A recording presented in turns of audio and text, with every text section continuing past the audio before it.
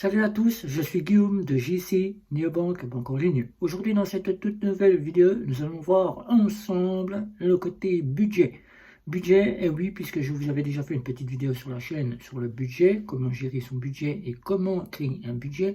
Cette fois-ci, nous repartons sur le budget pour les 5 bonnes raisons de bien gérer son budget en 2024.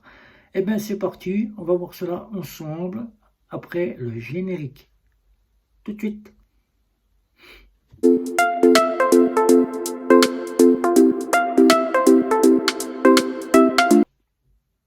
Et oui, nous allons voir les 5 bonnes raisons de bien gérer son budget en 2024 pour que vous n'ayez pas d'imprévu ou bien tout simplement que vous ne soyez pas dans le rouge afin que vous puissiez avoir une bonne gérance de votre budget.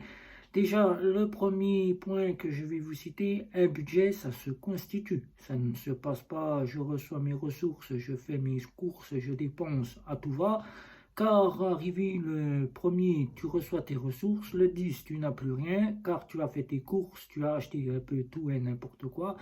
Et tu as payé tes factures, tu arrives, tu as fait un McDonald's, tu as fait tout simplement une petite sortie en famille. Et arrivé le 10, voire le 15, tu n'as plus de sous.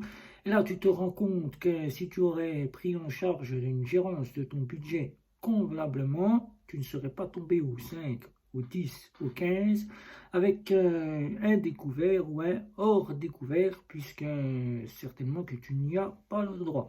Alors, 5 bonnes raisons cette année 2024 pour bien gérer son budget. On va voir cela dans la première partie. Je vais te donner la première raison de bien gérer ton budget. Déjà, c'est chasser tout ce qui est superflu que tu n'as pas besoin d'acheter. C'est-à-dire toutes les petites choses que tu pouvais t'acheter, c'est-à-dire jeux vidéo ou bien tout simplement des bêtises qui ne te servent à rien, ou bien des vêtements que tu n'as pas besoin, ou bien des choses auxquelles tu t'achètes tous les mois et qu'il faut un minimum de temps te dire qu'il faut arrêter de les acheter. Eh bien, chasse tout ce qui est superflu que tu n'as pas besoin chez toi, que tu as dans ton placard. Par exemple, acheter des paquets de pâtes alors que tu en as déjà une vingtaine ou une trentaine. Là, fais ta liste de courses, prépare ton budget avant, regarde ce que tu as besoin et mets ce que tu n'as pas besoin sur une liste. De te dire, j'ai encore 10 paquets de pâtes, je peux faire encore 3 semaines avec 10 paquets de pâtes, je ne vais pas repartir au magasin pour acheter 10 paquets de pâtes. Alors c'est la gérance de ton budget, déjà, en catégorisant tout ce que tu as besoin et tout ce que tu n'as pas besoin. Voilà, c'est ôter tout le superflu. Tout le superflu, tu le t'en débarrasses, tu le... Et après, c'est fini, tu n'en auras plus à te soucier de ce que tu dépenses trop parce que tu as acheté n'importe quoi, tout et n'importe quoi. Voilà. Ensuite, c'est de télécharger une petite application budget pour apprendre à gérer ton budget. Si tu ne fais pas ton budget à travers des enveloppes ou des catégorisations de budget comme tu pourrais le trouver sur nos fameuses néobanques, c'est de te télécharger une petite application de gérance de budget où tu la retrouves. Tu as l'INSO que tu peux voir ici, où tu as Banking, les deux meilleurs que je te donne en catégorisation de budget. Voilà, c'est une application budget qui t'aide à gérer ton budget. Tu vois l'état de ton compte et tu vois ce que tu as dépensé, ce que tu as et que tu devrais mettre de côté. Voilà. Ensuite, la troisième partie, c'est d'utiliser un site ou un logiciel d'agrégation de comptes en banque. Là maintenant, si tu es dans une banque en ligne, tu peux résorber, si tu es chez Bourse-Banque par exemple, résorber tous tes comptes en banque à travers Bourse-Banque pour en avoir un et seul aperçu de tous tes comptes. Ou autrement, tu télécharges une application qu'on appelle Open Banking. Une Open Banking, c'est quasiment cela. Open Banking, c'est pas mal. Voilà. Donc, tu as cela pour trouver une application pour mettre tous tes comptes en banque en une seule et avoir l'œil sur tous tes comptes en banque. Voilà. Là, comme je t'ai dit, tu n'auras pas le choix de te mettre de l'argent de côté. En quatrième, pour bien gérer ton budget cette année, c'est de mettre de l'argent de côté, surtout. Ça, c'est indispensable, c'est d'épargner dans le précaution surtout.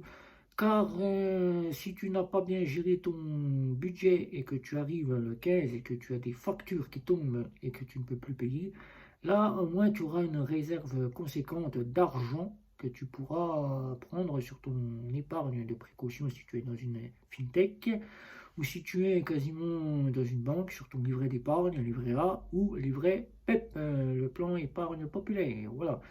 Donc, fais bien cela, c'est très important d'avoir un petit peu d'épargne. Tu mets ce que tu peux sur ton compte suivant tes ressources. Tu n'es pas obligé de faire le 50, 30, 20. Si tu ne gagnes pas un très gros salaire, tu fais seulement selon tes besoins. Tu peux mettre 10, 20, 30, 50 euros selon ce que tu as pour faire un épargne et te constituer une précaution ou du long terme. Voilà. Donc, c'est le quatrième point que je t'invite à faire assez rapidement si tu ne l'as pas encore effectué. Voilà. Ensuite, le dernier point pour avoir une bonne gérance en cette année 2024, je t'invite à déjà te rechercher un petit complément de salaire qui pourrait t'apporter quelques euros supplémentaires pour que tu puisses finir les fins de mois et afin d'éviter de te retrouver dans le rouge avec ton compte. Par exemple, tu peux trouver des solutions sur Internet qui te proposent de récupérer des colis, c'est un exemple, des colis de tes voisins et auxquels tu les livres à tes voisins et auxquels tu es rémunéré une petite somme d'argent, c'est un petit complément de revenu. Soit tu peux te trouver des petits travaux chez des personnes, peut-être des voisins, des personnes âgées, ou bien tu peux te monter une seconde activité, c'est-à-dire en plus de ton travail, si tu as des heures perdues, que tu ne sais pas quoi faire de tes week-ends, ou tu as des heures perdues car tu ne travailles pas en journée complète, eh ben, tu peux te monter une petite micro-entreprise, auto-entrepreneur avec une activité qui pourrait coupler tes journées, soit faire de la vente sur Internet, soit quasiment faire des petits travaux chez des particuliers, ou bien tout simplement aider des personnes âgées à aller faire leurs courses, à les aider, à les emmener pour faire leurs papiers, leurs documents, ou bien les emmener à la banque, ou bien les emmener chez le médecin. C'est des petites activités que tu peux faire et ça sera un complément pour avoir un bon budget cette année 2024. Alors voilà, je t'ai expliqué comment bien gérer ton budget pour avoir un bon budget en 2024. Alors à toi d'en prendre conscience, de poser toutes les questions si tu as des questions. N'oublie pas surtout de t'abonner si tu souhaites continuer à suivre mes aventures à travers la banque, la fintech, la néobanque. Et je tiens à te préciser que Before Bank, enfin Before Bank, qui je n'attendais plus rien d'eux depuis hier après-midi, ce lundi, et oui, ce lundi 15 janvier, a été enfin ouvert. Voilà, ils ont réparé leurs petits soucis. J'ai déposé la somme de 50 euros sur le compte pour ouvrir le compte, puisque la partie scan du visage n'était pas possible de le faire puisqu'ils sont toujours en panne. Donc là, ça c'est ouvert. Et hier après-midi, après le dépôt, ça a pris 5 minutes. 5 minutes, le compte est ouvert. La carte virtuelle est fonctionnelle. Le compte fonctionne. Les IBAN sont remis au créancier. Donc maintenant, il n'y a plus qu'à attendre. Et Before Bank agit, je peux te le signaler déjà, comme une fameuse néobanque. Bien qu'il va y avoir d'autres options qui vont arriver prochainement. Il va y avoir des assurances vie. Il va y avoir des crédits supplémentaires, il va y avoir des PEA supplémentaires, il va y avoir la possibilité de pouvoir changer d'offre comme tu le souhaites, c'est-à-dire passer de l'offre basique à l'offre zen et de venir de l'offre zen à l'offre basique. Voilà, il va y avoir tout ce que tu pouvais retrouver dans l'ancienne version de chez Before Bank, mais amélioré pour avoir une nouvelle fonctionnalité de banque en ligne. Voilà.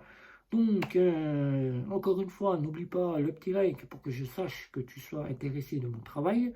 N'oublie pas de t'abonner, car je sais que souvent tu t'abonnes pas et que tu te dis après, ben ouais, mais il fait des vidéos, je ne suis pas au courant et j'apprécie son contenu. Ben, pour que tu me montres que tu apprécies mon contenu, tu t'abonnes. Moi, je serais ravi et ça me permettrait aussi de pouvoir travailler dans un meilleur contenu. N'oublie pas surtout de me retrouver sur les réseaux sociaux, car les réseaux sociaux, c'est là où je suis le plus à répondre à toutes les questions. Et n'oublie pas non plus de penser aussi que tout le contenu de la chaîne est fait pour toi. Alors, si tu as quelque chose que tu as besoin, n'hésite pas, il y a d'autres vidéos qui pourront peut-être t'aider sur le sujet que tu te poses. Voilà, donc c'était Guillaume, ciao ciao ciao.